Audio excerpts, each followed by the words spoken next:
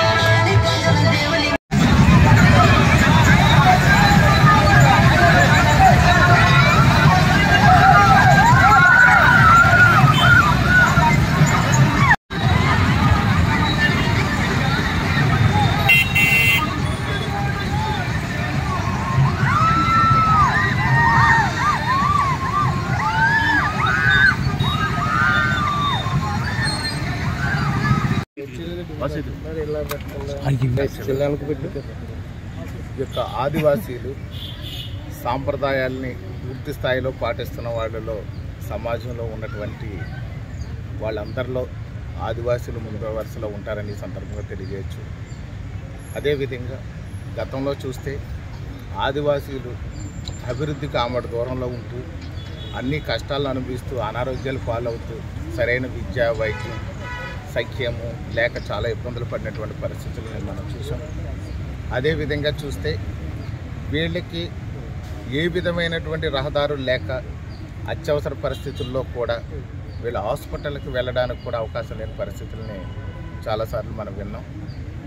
అది చూస్తే ఈ యొక్క ప్రభుత్వం కూటమి ప్రభుత్వం ఎంతో చలించిపోయి ఈ యొక్క ఆదివాసీలకు ఏం చేస్తే బాగుంటుంది, మెరుగైన విద్యను ఏ విధంగా అందించగలం, మెరుగైన వైద్య సదుపాయాలు ఏ విధంగా ఇవ్వగలం, మెరుగైనటువంటి తాగునీటి రక్షిత మంచినీరు సరఫరాను ఏ విధంగా చేయగలం అనే దాని మీద బాగా దృష్టి పెట్టి వీళ్ళు ఒక మంచి తాగునీరుని కూడా ఏర్పాటు చేయడం జరిగింది.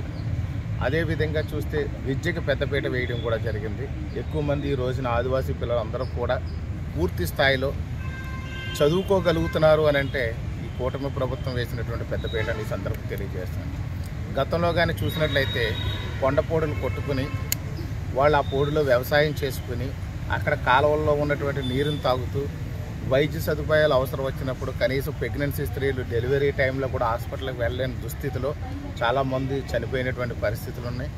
అదేవిధంగా ఈ విద్యకి సరిగా అందకపోవడం వల్ల, విద్య లేకపోవడం వల్ల కూడా అందరూ కూడా వాళ్ళు ఆదివాసీలు అనే దానికి అసలు భయపడే పరిస్థితుల్లో ఉన్నటువంటి పరిస్థితి నుంచి ఈ యొక్క గౌరవ ముఖ్యమంత్రి వర్యులు శ్రీ నారా చంద్రబాబు నాయుడు గారు, ఉప ముఖ్యమంత్రి వర్యులు కొణిదెల పవన్ కళ్యాణ్ గారు ప్రత్యేకమైనటువంటి దృష్టిని సారించి ఈ యొక్క ఏజెన్సీ ప్రాంతాల్లో కూడా ఖచ్చితంగా రోడ్లు వేయాలని మంచి నిర్ణయం తీసుకుని ఈ యొక్క కూటమి ప్రభుత్వం వచ్చిన తర్వాత ఏజెన్సీ ప్రాంతాల్లో అన్నిటిల్లోనూ కూడా ఎక్కువ రోడ్లు వేయడం జరిగింది. అలాగే రక్షిత మంచినీరు సరఫరాను కూడా చేయడం జరిగింది. విద్యా వైద్య సదుపాయాలు కూడా మెరుగు చేయడం జరిగింది. అదేవిధంగా ముఖ్యంగా కానీ చూసుకున్నట్లయితే ఏజెన్సీ ప్రాంతాల్లో సందర్శించినటువంటి నాయకులు గతంలో లేరు. డిప్యూటీ సీఎం హోదాలో హై సెక్యూరిటీ జోన్లో ఉండే పవన్ కళ్యాణ్ గారు కూడా ఏజెన్సీ ప్రాంతాలను సందర్శించి వారి యొక్క కష్టాలను చూసి వారందరికీ కూడా మంచి సేవలు అందించాలి, వాళ్ళ సమాజంలో మంచి భవిష్యత్తు ఉన్నటువంటి వాళ్ళు యువతంతా కూడా ఇక్కడ సరైనటువంటి మార్గంలో ప్రయాణించట్లేదు, వీళ్ళకి రహదారులు లేక, వీళ్ళ సౌకర్యాలు లేక, మౌలిక వసతులు లేక ఎన్నో ఇబ్బందులు పడతారని గమనించి తక్షణ సాయంగా 200 కోట్ల రూపాయలతో ఏజెన్సీ ప్రాంతాల్లో రోడ్లు వేయడం జరిగింది. అలాగే తాగునీరు సరఫరా చేయడం జరిగింది. ఎవరైతే ఇంకా ఆ యొక్క కొండపోళ్ళు వ్యవసాయం చేసుకుని జీవిస్తున్నారో వాళ్ళకు కూడా అక్కడ కనీసం కాళ్ళకి వేసుకోవడానికి చెప్పులు లేకపోయినప్పుడు, అలాగే కప్పుకోవడానికి దుప్పలు కూడా లేకపోతే ఆ యొక్క ఉప ముఖ్యమంత్రి వర్యులు శ్రీ కొణిదెల పవన్ కళ్యాణ్ గారు కూడా ప్రత్యేక శ్రద్ధ వహించి వాళ్ళందరికీ చెప్పుల్ని అలాగే విధంగా దుప్పట్లను కూడా పంపిణీ చేయడం జరిగింది. ఈ యొక్క గిరిజన శాఖ మంత్రి వర్యులు సంజయ్ రాణి మేడం కూడా పూర్తి స్థాయిలో దృష్టి పెట్టి గిరిజనులకి ఒక మంచి చేయాలి, మంచి సేవను అందించాలి, ఈ రాష్ట్ర భవిష్యత్తు గిరిజనులు ముఖ్య పాత్ర వహిస్తారు. అదేవిధంగా చూస్తే విద్యారంగంలో ఆణిముత్యాలు ఉన్నారు, వాళ్ళందరూ కూడా గిరిజనులకి పెద్దపీట వేసి మంచి విద్యా వైద్య సదుపాయాలు అందించాలని చెప్పేసి కూటమి ప్రభుత్వం కంకణం కట్టుకుని ముందుకు వెళుతుంది గట్టి సంకల్పంతో.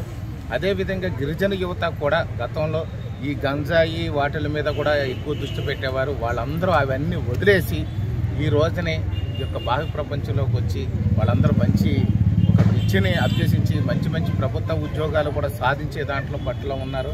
ఐఏఎస్లు అవుతున్నారు, ఐపీఎస్లు అవుతున్నారు. ప్రభుత్వ ఉద్యోగాలు అన్ని రంగాల్లో కూడా గిరిజనులకే ఈవేళ ప్రభుత్వ ఉద్యోగాలు ఎక్కువ వాళ్ళు సాధించి గ్రూప్ 1 ఎగ్జామ్స్లో కూడా చూసినట్లయితే మంచి మంచి జాబ్స్ కూడా వాళ్ళు సాధించి మంచి మంచి మార్కులు సాధించి వాళ్ళు మంచి అభివృద్ధి పదంలో ఉన్నారు. భవిష్యత్తులో ఇంకా ఉన్నతమైనటువంటి విద్యను అభ్యసించి ఉద్యోగ అవకాశాలు పొంది వాళ్ళ కుటుంబాలు ఇంకా అభివృద్ధి చేసుకోవాలని ఈ యొక్క ఆదివాసీ దినోత్సవ సందర్భంగా ఆదివాసీ సోదరీమణులందరికీ కూడా ఎన్డీఏ కూటమి తరఫున ప్రత్యేకమైనటువంటి శుభాకాంక్షలు తెలియజేస్తాను. Thank you.